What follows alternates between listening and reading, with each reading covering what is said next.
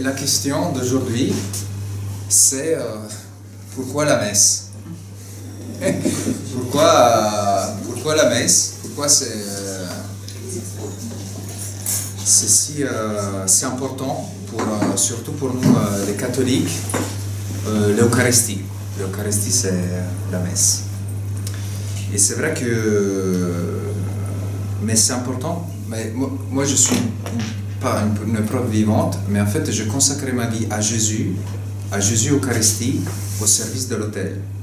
Du coup, pour moi, c'est vraiment quelque chose de super important. Et donc, mais ça tombe bien que je peux vous partager cela, où j'essaie de vous faire comprendre pourquoi, pour moi, c'est vraiment, comme il dit Vatican II, donc c'est le concile, il a eu 50 ans, et bien quand il parle de la messe, il dit l'Eucharistie est la source et le sommet de la vie de l'Église. La source et le sommet.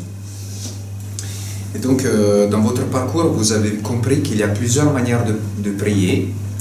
Donc on peut prier tout seul, on peut prier ensemble, on peut prier avec des chants, des prières spontanées ou des prières déjà faites. Le Notre Père, c'est Jésus lui-même qui nous l'a appris. Il a des prières qu'on connaît par cœur ou qu'on apprend. On peut prier avec la Bible et on peut prier aussi dans différents lieux. Je peux prier l'Évangile lui-même, il est dit, c'est Jésus lui-même qui dit que quand tu pries, cache-toi dans ta chambre et prie tout seul dans ton cœur, que personne ne te voit. Et on peut aussi prier à l'église, dans la journée ici, tout au long de la journée, il y a des personnes tout seules, ils viennent à l'église et ils prient. Eh bien, moi je dirais que la messe, c'est un peu tout ça. À la fois, on vient... En fait, il y a une dimension communautaire, on est ensemble. C'est... L'église elle-même, ça veut dire convocation. Donc, il y a cet aspect d'être ensemble, communauté. Et souvent dans la paroisse, on le dit, hein, qu'un chrétien tout seul, c'est un chrétien en danger. Et aussi, on dit souvent qu'on a l'impression que tout seul, on va plus vite, même dans les questions de foi, mais qu'ensemble, on va plus loin. Et si vous êtes là ensemble, c'est déjà parce que là, vous l'avez compris, que la recherche elle est personnelle, individuelle, mais en quelque sorte, c'est plus simple aller tous ensemble. Et pour moi, cette année, mais je ne vais pas me trop éloigner du sujet, mais j'aime bien aller faire du vélo. Et j'ai compris cela en faisant du vélo. Parce que j'étais tout seul à Juan-les-Pins, il y avait un peu le vent contre, et j'ai galéré. J'étais fatigué, j'avais déjà pas mal de kilomètres dans les jambes. Et en fait, il y a 4 personnes en groupe, un peloton, qui m'ont dit, qui m'ont doublé. Ils ne m'ont pas laissé seul, ils m'ont dit mets-toi à l'abri, mets-toi derrière. Et en fait, je me suis mis derrière eux, j'ai pris la roue. Et en fait, c'était moins fatigant et j'allais plus vite.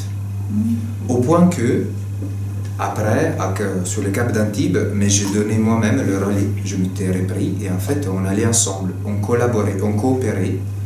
Pour dire que même, c'est parfois même, on a l'impression que tout seul on va plus vite, et bien c'est même ça, c'est faux en église.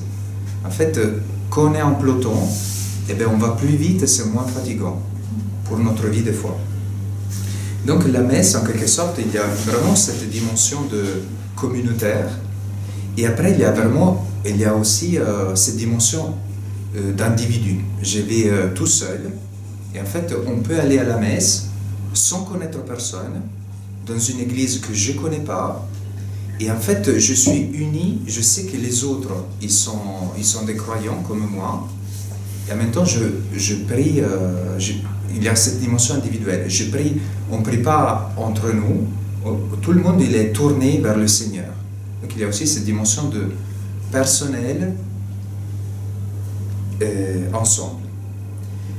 Et donc, du coup, on se retrouve. Pourquoi on se retrouve à la messe? Mais alors, il faut dire que la messe, c'est quelque chose qui a, dès l'origine, les chrétiens se sont retrouvés les jours de dimanche. Pourquoi? Mais parce que c'est les jours où nous célébrons la résurrection. C'est-à-dire que nous célébrons que notre salut. Jésus a vaincu le péché, il était plus fort que la mort, et il a vaincu la mort et nous a donné la vie. Et c'est tout simplement pour ça, pas parce qu'il fallait fixer un jour de repos ou autre chose, mais parce que nous célébrons le dimanche, le jour où Jésus est plus fort que nos péchés, que les péchés du monde, qui est plus fort de la mort. Et donc, tout simplement, le dimanche est venu notre jour où on célébrait cette victoire. Et donc, voilà. Et en fait, la messe, je me disais, à aujourd'hui, c'est un peu compliqué. Dans le sens que c'est vrai que c'est un rituel, il est pas mal codifié. Et donc, du coup, on comprend la messe, c'est un peu comme un entraînement.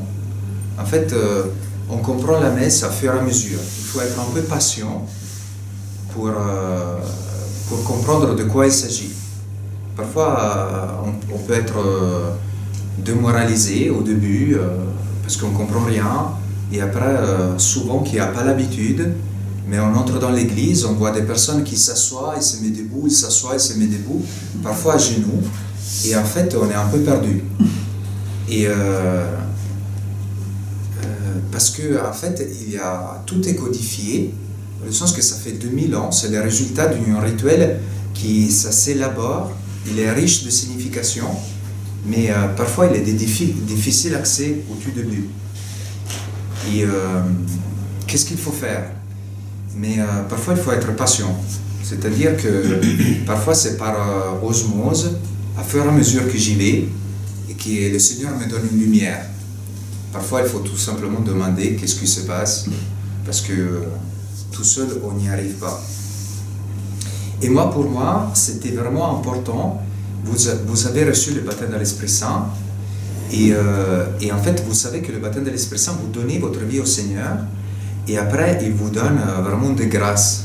C'est-à-dire, vous commencez à le prier, par exemple. Vous pouvez prier directement à Jésus, vous vous dressez directement. Et après, il y a plusieurs dons. Parfois, avec le baptême de l'Esprit Saint, on reçoit un don du goût de la parole de Dieu. Et bien, pour moi, quand j'ai reçu le baptême de l'Esprit Saint, en quelque sorte, j'ai reçu une grâce d'aller à la messe et de comprendre de qu'est-ce qui se passe, quoi. Et en fait, j'aimerais bien, je dis souvent, si je deviens saint, j'aimerais bien de faire voir la chapelle où j'ai reçu les plus belles grâces de la messe, parce que c'était une chapelle pas du tout belle. Donc c'était l'hiver à Turin, donc l'église principale était, et on ne l'utilisait pas parce qu'il y avait le chauffage, donc on allait dans un souterrain. Donc c'était sobre, il y avait des personnes âgées, il n'y avait pas de beaux champs, et c'était en semaine, donc il n'y avait pas grand monde, et moi j'y allais, mais je l'avais trouvé juste à côté de la faculté. Eh bien, donc il y avait une pauvreté matérielle, et dans cette pauvreté, eh bien, le Seigneur m'a donné des grâces de me réjouir de ce don que lui faisait de lui-même. Donc, on vient au bout. Pourquoi on vient à la messe? Eh bien, pour moi, on peut égoïstiquement, hein, on oublie les autres, on oublie il faut faire, il ne faut pas faire. En fait, Dieu, dans la Bible, il y a cette image que Dieu nourrit son peuple, que Dieu prend soin du peuple, qu'il prend soin de nous. Et donc il y a plusieurs images de cela. Et peut-être la chose la plus importante, c'est que je viens à la messe pour être nourri par Dieu, en quelque sorte. Nourri par Dieu. Et dans la messe, il y a une première mi-temps, une deuxième mi-temps. La première mi-temps, c'est Dieu qui nourrit mon intelligence.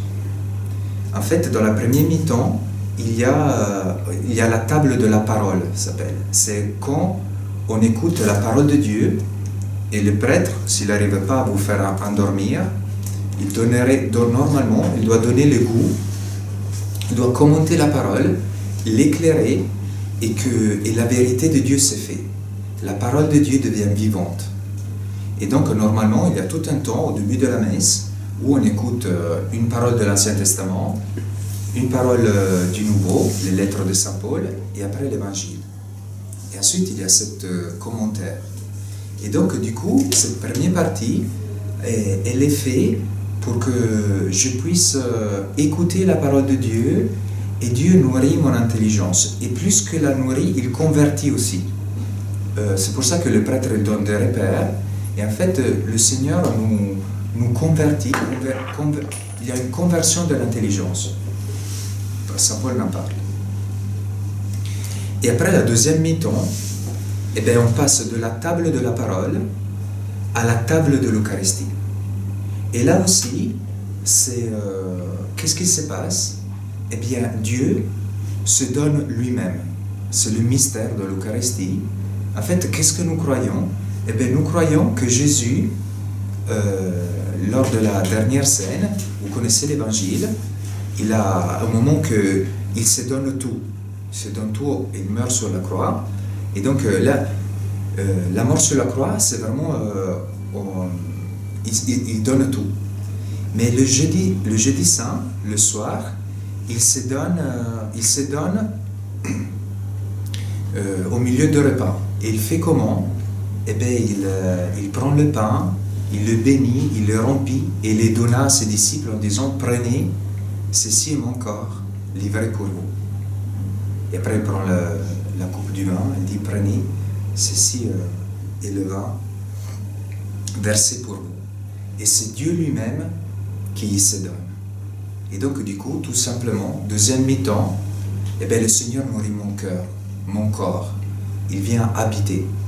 Pourquoi je viens à la messe? Eh bien, tout simplement, pour accueillir Jésus dans mon cœur. Pourquoi je le fais? Parce que je n'ai besoin.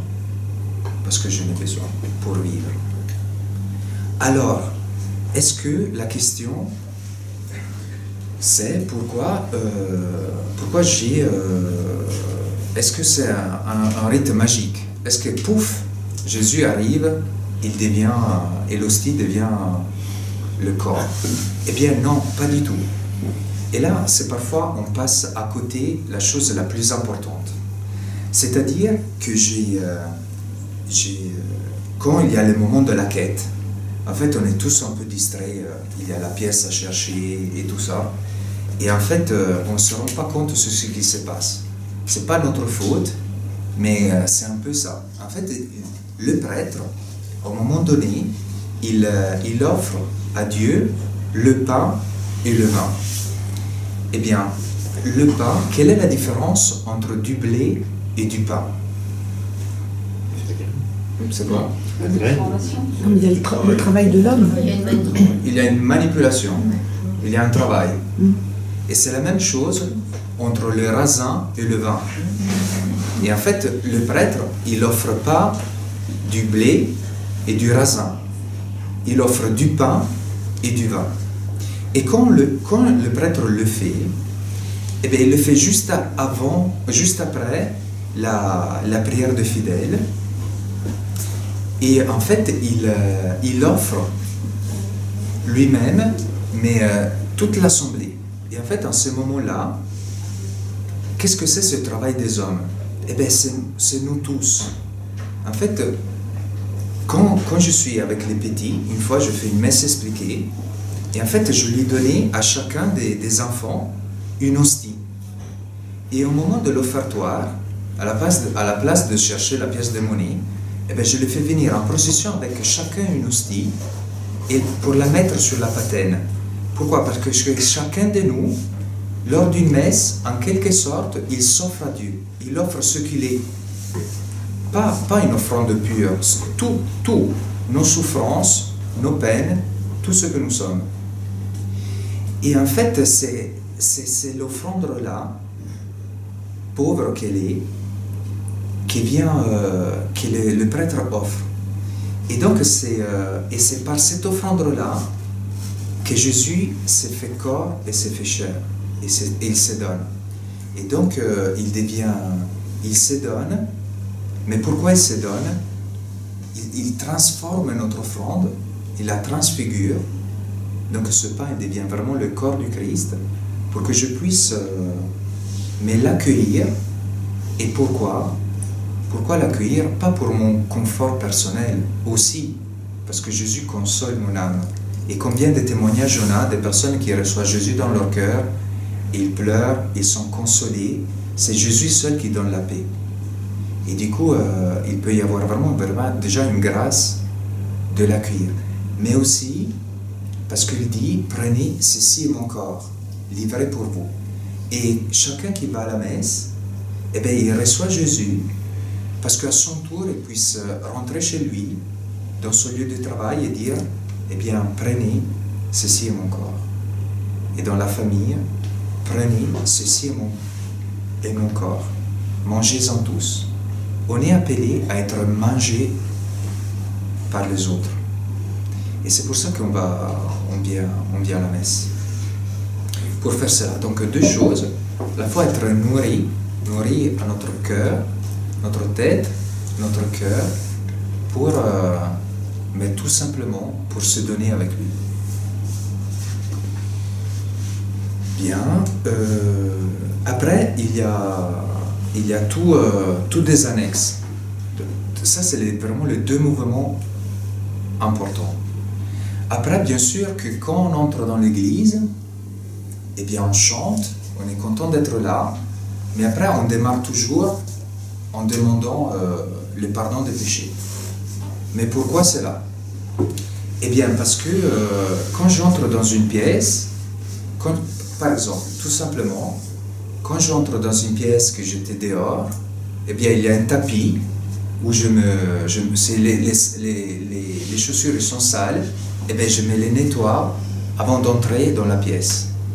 Et en quelque sorte, quand j'entre dans l'église, je suis tellement éclairé par l'amour de Dieu que les tâches que parfois on ne les voit pas, eh bien, on les voit. Et donc, il y a comme une nécessité, presque un préalable, d'entrer et tout simplement de demander pardon.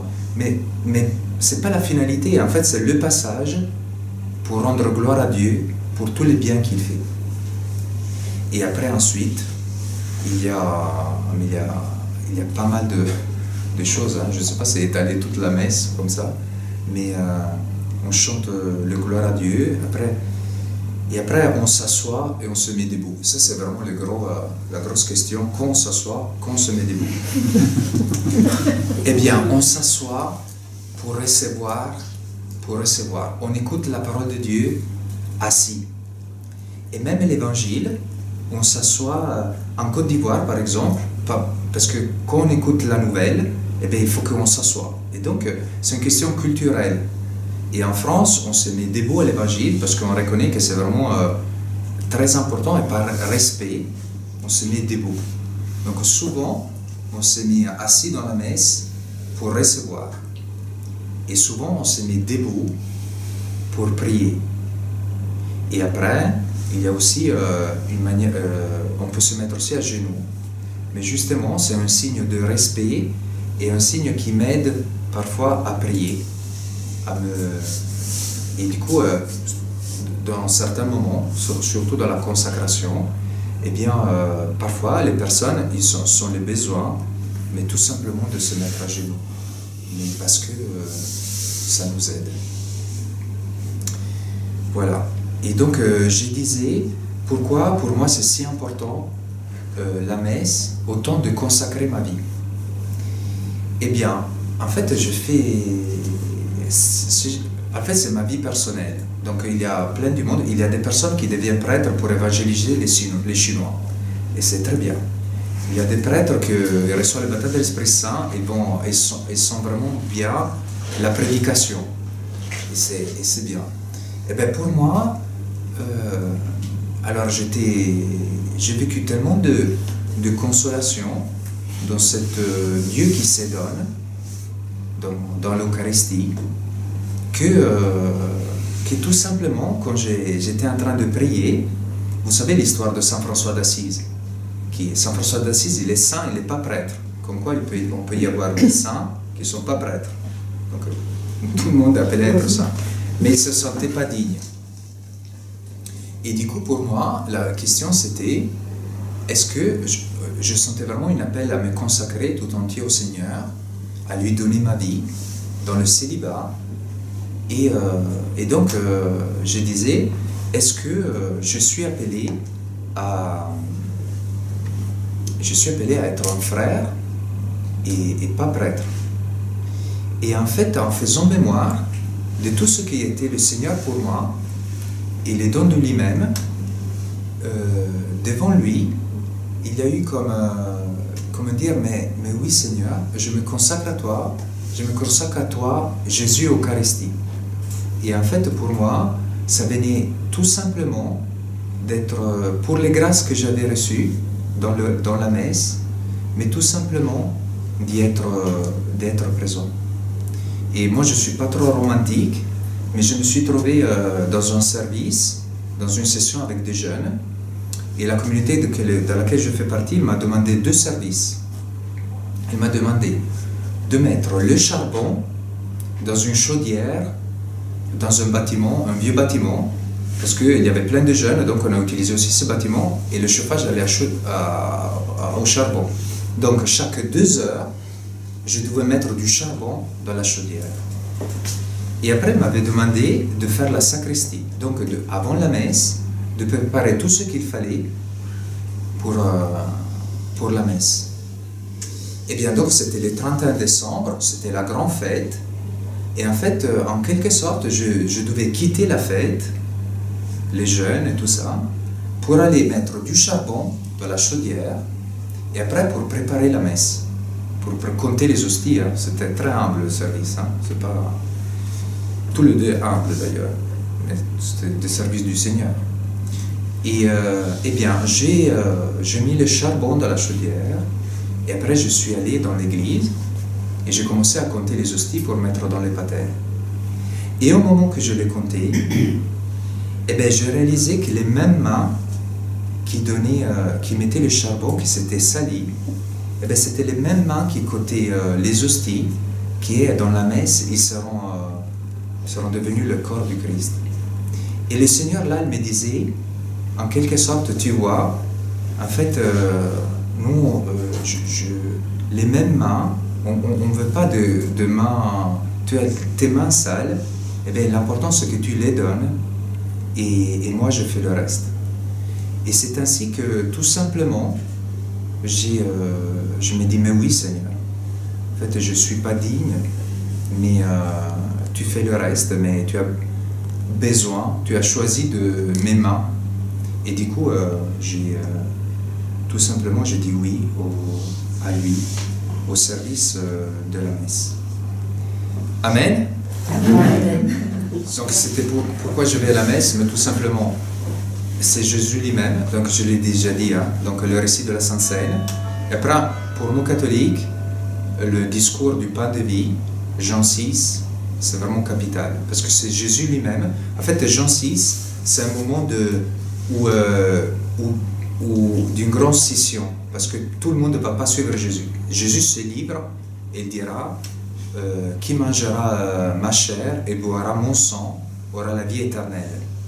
Et en fait, ce discours il est tellement révolutionnaire qu'il y a toute une partie des disciples qui part, et il y a Saint Pierre qui dit mais à qui irions-nous? Tu as les paroles de la vie éternelle. Et en fait, pour nous, ce texte du pain de vie, c'est vraiment ça se réfère vraiment à la messe. Et en fait, on va à la messe, mais vraiment pour le recevoir, parce que qui mangera son corps et boira son sang, il aura la vie éternelle. Et après, le deuxième texte, très important, dans lequel chacun il peut vraiment rencontrer le Christ, c'est les disciples d'Emmaüs. Que c'est une photocopie de ce qui se passe à la messe. Il y a une première partie où Dieu accompagne les disciples par les nourrir avec l'intelligence des Écritures. Il explique les Écritures et comment le Messie devait souffrir. Et donc il y a tout un passage où les disciples marchent avec Jésus, ils ne le connaissent pas, mais qu'ils écoutent la parole et le cœur devient fervent. Et après il y a la deuxième partie du récit, mais il se passe qu'il lui-même, il bénit le pain, il bénit le vin, et donc au moment qu'ils le reconnaissent, il n'est pas là. Et donc c'est le texte par excellence qui se réfère à la messe. Amen. Amen.